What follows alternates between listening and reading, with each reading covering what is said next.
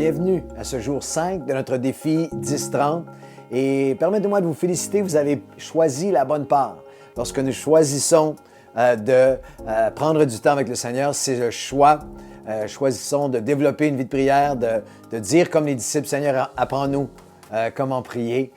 Déjà, vous choisissez la part que vous ne regretterez jamais. Vous savez, après plus de 30 ans de ministère, il y a une des particularités, c'est que j'ai accompagné, j'ai été présent, j'étais avec plusieurs chrétiens qui étaient à leurs derniers jours, même leurs dernières heures. C'était un honneur, c'est un privilège, c'est très, très émouvant. Mais j'ai été plusieurs fois avec des chrétiens qui étaient à leur dernier souffle même. Et une des choses que j'ai, des gens de tous les âges, tous les arrière-plans, même dans plusieurs nations, et une des choses qui m'a marqué, c'est qu'à ce moment-là, il y a quelque chose, il y a certains éléments qui sont universels. Il n'y a personne, je n'ai jamais rencontré un chrétien qui, dans les dernières années, derniers mois, dernières années ou même journée ou heure de sa vie, j'ai jamais rencontré un chrétien qui avait des regrets, qui me disait « Ah, j'aurais souhaité avoir travaillé plus, j'aurais souhaité avoir fait plus de surtemps, j'aurais souhaité avoir plus passé de temps sur Facebook. » J'aurais souhaité avoir posté quelques Instagram de plus. J'aurais souhaité vraiment avoir regardé un match de foot de plus, avoir un peu plus d'argent, avoir un peu plus de... ou avoir... Non, il y a personne qui regrette toutes ces choses-là qui pourtant nous semblent si... J'aurais souhaité garder une rancune envers quelqu'un un peu plus longtemps. J'aurais souhaité... Non, il y a personne qui pense même à ça, mais presque immanquablement, et parfois de façon très poignante, j'ai eu des hommes et des femmes qui m'ont dit j'ai passé tellement de temps dans tellement de choses, j'aurais souhaité tellement à un plus jeune âge avoir pris la décision d'avoir passé plus de temps avec le Seigneur. Et c'est ce que Billy Graham a dit. Et Billy Graham, plusieurs fois dans ces dernières années, a dit, et je parle à tous les pasteurs, serviteurs de Dieu et autres, j'aurais souhaité avoir passé moins de temps à, entre guillemets, faire le ministère du Maître et beaucoup plus de temps à être avec lui. Et c'est ce que nous faisons ensemble. Nous disons, Seigneur, nous prions notre Père et nous prions, Seigneur, que ta volonté soit faite, qu'elle soit révélée sur la terre comme au ciel. La volonté de Dieu, l'acceptation de la volonté de Dieu. Je veux accepter ta volonté, je veux accomplir ta volonté et je veux aussi, Seigneur, je veux pouvoir être apaisé par ta volonté. Et nous prions que ce ne soit pas mon règne, le règne du matérialisme, le règne de mes désirs, mes passions, mes impulsions, mes impatiences, le règne de ce que la société dicte qui devrait être roi sur ma vie, le règne de ce que mon monde religieux dicte, le règne de ce que moi-même, mes propres faiblesses et imperfections voudraient dicter, voudraient régner sur moi, que ce ne soit pas la peur, la crainte, la colère qui règne sur moi. Que ton règne. Je veux déclarer le règne de Dieu dans ma vie aujourd'hui. Que ta volonté soit faite. Et je voudrais vous proposer, vous allez les avoir dans cette capsule vidéo, c'est quelque chose vous allez trouver vos propres mots. Vous savez, pour moi, ça coule comme une rivière à chaque jour dans mes temps de prière avec Dieu et ça devient des longues minutes, ça devient plus d'1 heure à chaque jour simplement. Et ça n'est pas des minutes comptées, je suis rendu à 7 ou 8 minutes. Il y a un flow qui se fait. Et moi, je prie, Seigneur, que ton règne vienne, que ta volonté soit faite. Je vous donne quelques sphères. Si vous êtes marié, vous pouvez prier, Seigneur, que ton règne vienne dans la vie de mon époux, de mon épouse. Et je dis ça pour époux et épouse présents ou futurs. Puis il y avoir des gens plusieurs qui vont faire ce temps de prière, ce dévotionnel avec nous, qui va faire relever le défi 10-30 avec nous, vous n'êtes pas marié en ce moment. Je voudrais vous encourager à prier, Seigneur, pour la personne. Peut-être que vous la connaissez, peut-être que vous pensez la connaître, ou peut-être que vous ne savez pas c'est qui. Mais Dieu la connaît ou le connaît. Seigneur, des gens qui ont vécu séparation, qui ont vécu divorce, qui ont vécu des tragédies. Seigneur, je veux te remettre mes relations. Je veux prier que chaque époux qui entend ma voix ce dévotionnel aujourd'hui puisse ne pas passer des jours, des semaines et des mois sans prier pour son épouse. Et pas seulement prier, Seigneur, change-la. Mais priez, Seigneur, bénis mon épouse, remplis-la, fortifie-la, aide-la aujourd'hui, rencontre les besoins de son cœur. Priez si vous en avez pour vos enfants. Je prie pour mon époux, mon épouse, présent ou futur. Je prie pour mes enfants. Et je dis mes enfants physiques, naturels et aussi spirituels. Je vais l'expliquer dans un instant.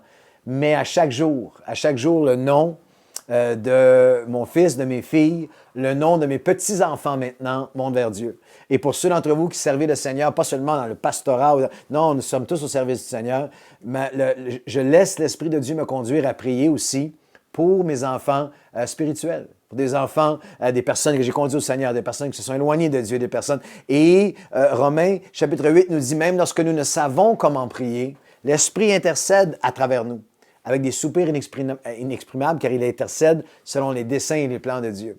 Alors de prier, Seigneur, que ton règne vienne, que ta volonté soit faite dans la vie de mon époux, mon épouse, présent ou futur, de mes enfants propres, mes enfants spirituels, petits-enfants, dans mon entourage, que vous puissiez, les plus jeunes qui sont là, prier pour vos parents, prier pour les gens autour de vous, prier pour les gens que vous côtoyez. Priez pour les gens à votre travail, priez pour l'atmosphère là où vous travaillez, priez pour les gens avec qui vous évoluez, priez pour votre professeur à l'école qui vous fait des difficultés, priez. Non, Seigneur, je vais prier pour mon entourage, les personnes que je vais rencontrer, pour prier pour votre entourage, mais aussi dans un sens de Seigneur, tu peux te servir de moi. Je suis absolument convaincu que nous manquons à chaque jour des rendez-vous divins, des personnes que nous côtoyons sans les voir, comme Pierre et Jean qui montent au temple, enjambant un homme paralysé peut-être depuis des mois et des années, et à un moment le voient pour la première fois, que dans le métro, dans l'autobus, au travail, dans votre voiture, où vous êtes, à l'école, au cégep, à l'université, au lycée, où vous soyez,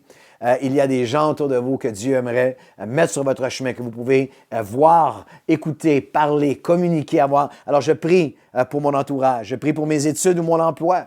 Est-ce que vous priez pour ça? Seigneur, je veux te refléter aujourd'hui, je veux te représenter.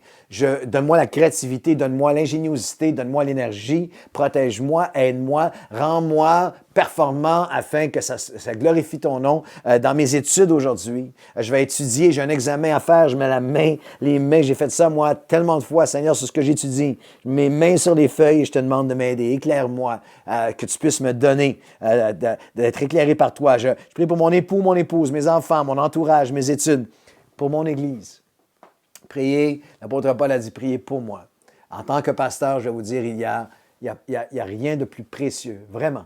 Il n'y a rien de plus précieux pour moi de savoir à chaque jour, parce que je le sais après les 30 ans et de ministère, mais 21 ans en nouvelle vie, il y a beaucoup de gens qui prient pour moi, qui disent mon nom devant Dieu en prière, qui prient que Dieu m'aide dans ma journée, m'aide avec les rendez-vous, m'aide avec les prédications. Il n'y a rien de plus précieux pour un serviteur de Dieu. Il est facile pour vous et pour moi de critiquer l'Église. Il est facile de vouloir la changer. Il est facile de la dénoncer. Il est facile d'en noter ses forces ou d'en noter ses faiblesses. Il est facile de la mépriser un peu. Il est facile de la prendre pour acquis. Il est facile de l'abandonner.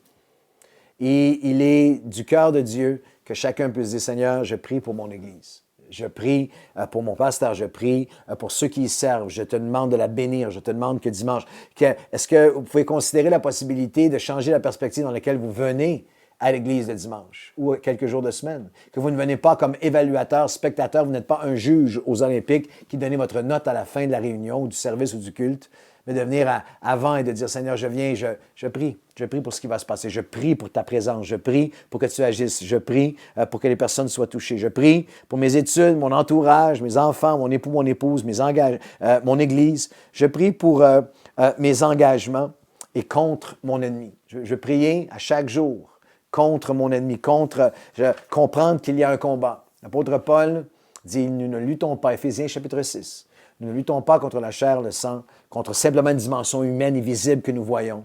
Mais il y a un combat dans les lieux célestes contre des dominations, des principautés qui agissent, qui interviennent autour de nous dans l'invisible. Alors, je prie aujourd'hui avec ce cœur de combat. J'aimerais terminer en vous donnant ce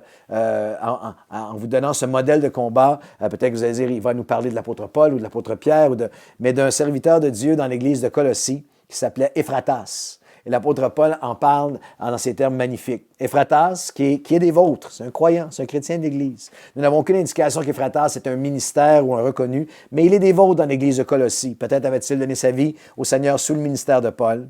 C'est un serviteur de Jésus-Christ et il ne cesse de combattre pour vous dans ses prières, afin que parfait et pleinement persuadé, vous persistiez dans une entière soumission, que vous puissiez persévérer dans la soumission à la volonté de Dieu. Car je lui rends témoignage qu'il a porté une grande peine, un grand fardeau pour vous. Et en Colossiens 1,9, il dira, c'est pour cela que nous avons aussi, depuis le jour où nous avons été informés, nous ne cessons de prier pour vous et de demander que vous soyez remplis de la connaissance de sa volonté en toute sagesse et intelligence spirituelle. Êtes-vous un Éphratas? pouvez-vous devant Dieu dire aujourd'hui, je suis quelqu'un qui prie pour que la volonté s'accomplisse. Je combats pour la volonté de Dieu dans ma vie. Je combats pour que mon fils et ma fille puissent marcher dans la volonté de Dieu. Je combats pour la révélation de sa volonté et l'accomplissement de sa volonté. Je combats pour la connaître, mais aussi pour l'accomplir, pour l'accepter et en être apaisé. Je veux, plusieurs veulent être un Pierre, un Paul, un Jean. J'aimerais être un Ephratas aussi. Être quelqu'un qui, dans le lieu secret, avec Dieu, combat pour l'accomplissement de la volonté et qui prie que ton règne vienne, que ta volonté soit faite sur la terre comme au ciel. Certains de mes plus grands modèles, certaines de mes plus grandes inspirations, ne sont, un peu comme Paul, ne sont pas seulement des gens de ministère, de plateforme ou de prédication. Je pense à des gens de notre Église, des hommes et des femmes que j'ai vus, que j'ai entendus confier leurs enfants, confier leur famille, confier leur vie, confier leurs églises, confier leur existence, leurs engagements devant Dieu au Seigneur et avec ce cœur de combattant pour que la volonté de Dieu s'accomplisse. Aujourd'hui, maintenant, prenez quelques minutes et commencez à prier. Seigneur, que ton règne vienne, que ta volonté soit faite et il va illuminer vos cœurs. Et il va vous diriger, vous conduire et vous rendre capable d'accomplir sa volonté. Que ton règne vienne, que ta volonté soit faite sur la terre comme au ciel, que cela soit votre prière, votre combat. Soyez un Ephratas aujourd'hui. Bonne journée et à demain pour la suite du défi d'Histoire.